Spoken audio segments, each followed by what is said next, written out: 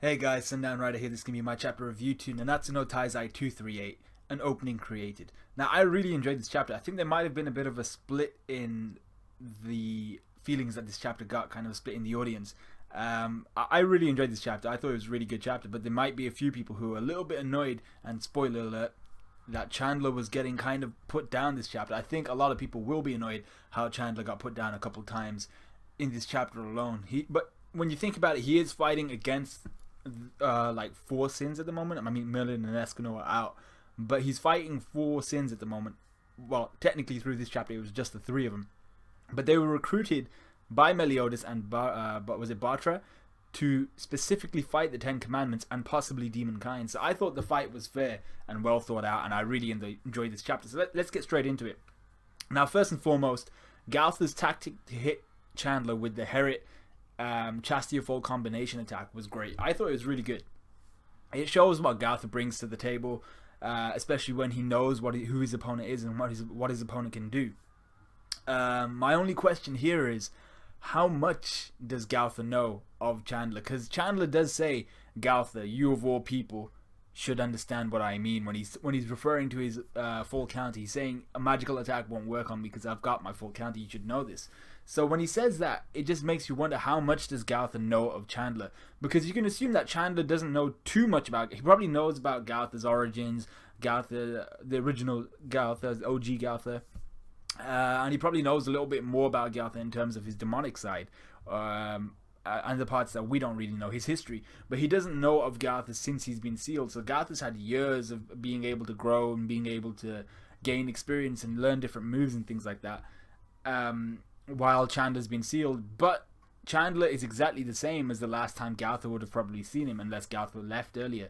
So maybe we don't know the exact relationship, but the fact that they both use illusory attacks in this chapter alone suggests that they have more than just a I know of you relationship. They might be possibly even a student master relationship here, because they're both very, very magical type beings in terms of their attacks are all very magical. So I was like, okay, that's weird. And I already mentioned this last chapter. Meliodas doesn't really. He's not a mage type character. He's a more warrior type of fighter. Whereas both Chandler and Galtha in this chapter as well are very, very mage type characters. The illusory attack followed by the real thing in this chapter, the combination between Herit and Chastity of Fall, that was awesome. My only gripe with this was, seeing as Chandler already said that Galtha and him know each other really well, I thought Chandler could have really foreseen something like this, like, oh, this is Galtha's kind of thing, he's probably going to use an illusion. But who knows, like I said before, Chandler hasn't really seen Galtha in years. And I was waiting. I knew as soon as Galtha and King were going to go for a combo attack, I was waiting for the trap that Galtha would inevitably have set in his combo attack. And what he's done is he's damaged Chandler's spirit and basically drained his magical energy. He kind of uses like magical depletion magic or something like that. And he's drained Chandler of his magic or his spirit. So he's basically almost like the magic seal that Merlin used. I assume it's like some weaker form of that. And then Galtha says, the other thing I wanted to mention was, I'm pretty sure at this moment in time, Chandler is in actual fact a mage and not a fighter type character, because Galtha even says, as a mage, it would take you about 1 second before you are able to use the next full counter. So he's talking about how Chandler, as a mage, can only use his full counter, and he can't use it instantly in succession. So that was all the fighting stuff, and I really enjoyed that. Like I said, there's got to be something more between Chandler and Galtha that we don't know about yet, and considering they're both mage type characters. Alright, so the next point I want to make is, well, just a little point. The fist bump that Galtha and King have or make in this chapter was nice. It's nice to see the sins starting to actually work together rather than moving out as a unit and then doing things in their own separate ways. Like the biggest representation of that would be the Vampires of Edinburgh chapters, where you see the sins kind of leave as a unit. They don't even leave as a complete unit. They kind of leave in half and half, because Meliodas was going to go and fetch Escanor, but they kind of get to a location where they know they've got a mission. Then they just spread out and they separate out and they attack singularly, and they don't ever really use combination attacks. I think the only two who have really combined ever, probably Meliodas and Ban, because they're just besties. But we don't even really see them to utilize each other's powers. So it was nice to see that the Sins are actually working together. I also like how Chandler hits back with his own illusions. That was great. That was a really nice part of the chapter, and it gets King wrecked. And when you're fighting a powerful enemy in any of these mangas, you never make an uncalculated shot or an uncalculated decision which you go through with. And King got essentially wrecked because of that. The only thing you can give props to King for, and I realized this upon second reading of the chapter, is he actually pulls his arm over his left shoulder, or was it his right shoulder? He pulls one of his arms over the opposite shoulder to protect Diane while he was getting shish kebab by the freaking increase getting full counted back at him. I also really enjoy how tough a mofo Chandler is. My man got hit by Chasiofol and Hera in a combined kind of bow and arrow attack. Awesome looking attack, by the way. Really good job by Nakaba.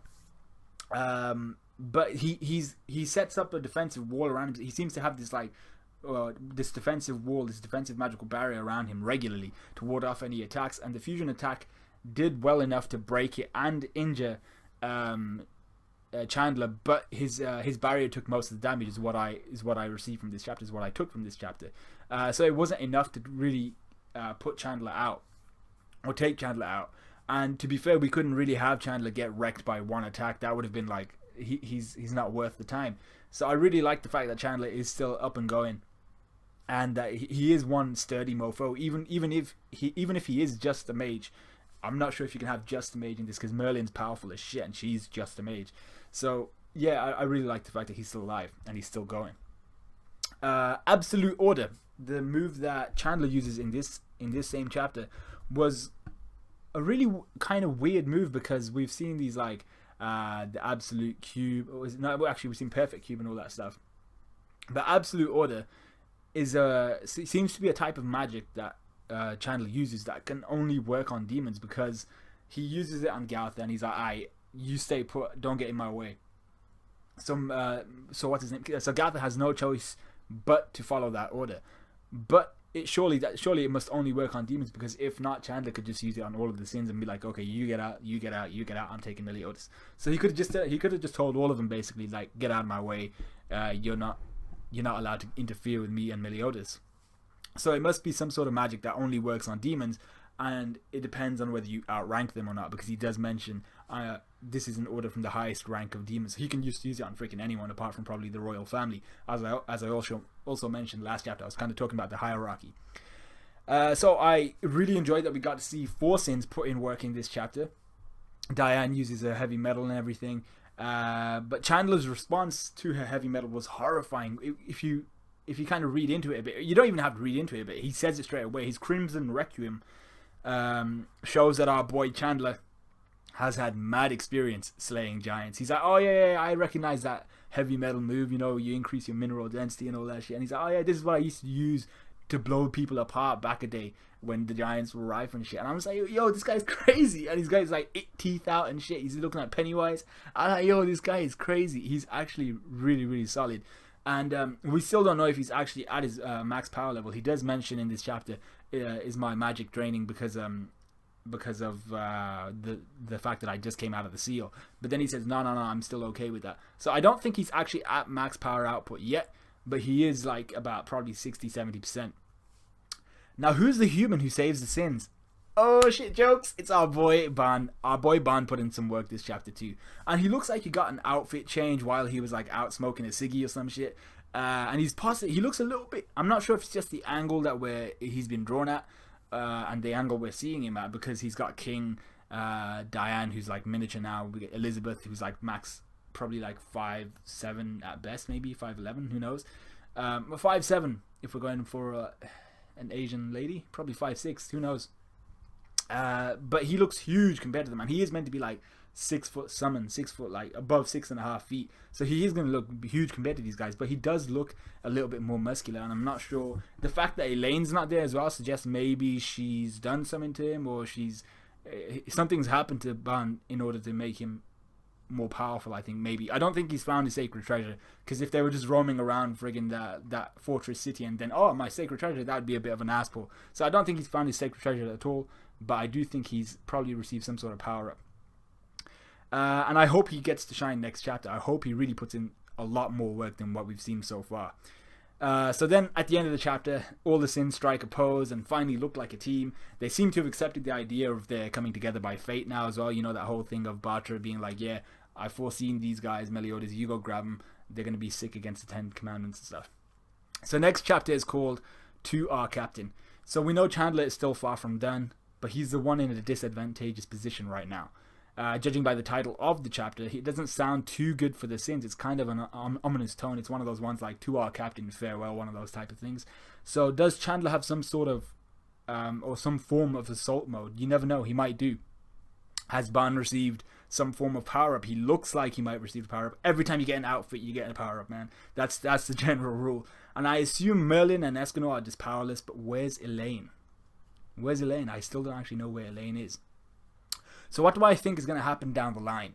I think Chandler will be successful in bringing Meliodas back, whether that be because Meliodas himself wakes up and just leaves, or whether Chandler beats the Sins. I don't think at this moment in time that Chandler will have enough in him to beat the Sins, but I do think Mel just wakes up and goes, hey, it's my teacher, let's go, boy. So I think he might actually just leave. And I think I'm becoming more and more convinced that the circumstances under which Elizabeth got Meliodas to become good in the first place, so when she first met him and stuff, are suspicious, and we'll find out more about that. I think there's possibly something to do with her sealing his evil side rather than like him inherently losing his evilness to get with Elizabeth, or him becoming good as a result of meeting Elizabeth. I think she definitely did something to kind of remove his evilness from him, so he wasn't really his true self, and she kind of just made him a pure entity. And that was the Meliodas that fell in love with her and she fell in love with.